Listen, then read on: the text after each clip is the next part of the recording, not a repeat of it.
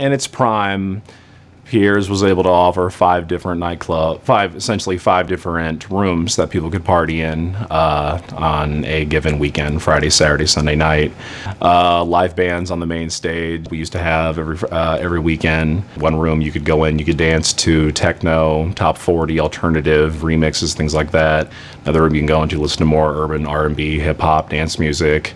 One room, cruise karaoke, you can listen to karaoke. We also have over 100 different types of import beers in there that we like to give our patrons the options for. Over time, some rooms have changed. We used to have Hackers back in the day, which was a room that was just nothing but arcade games, skee ball, things like that for people to do.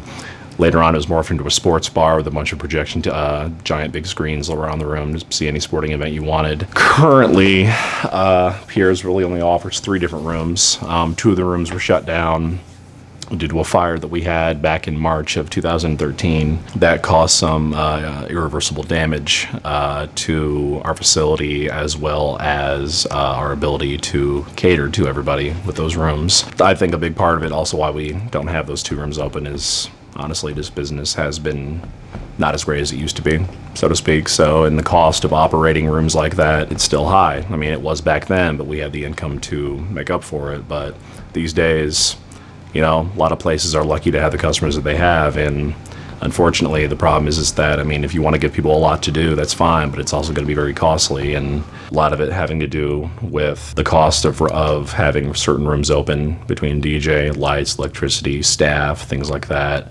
I mean, it was worth it when we had, you know, patrons coming out constantly, but now it's more of a factor of, you know, you're lucky to get the people that you get. I mean, and it's not just that, it's concerts in the same breath.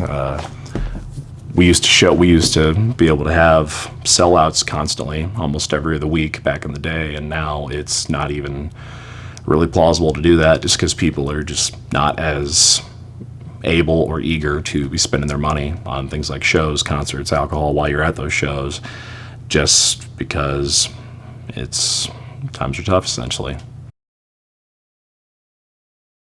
We still try to get as many shows as we can. A lot of things have factored into the ability for us to have national acts or just acts on stage, period.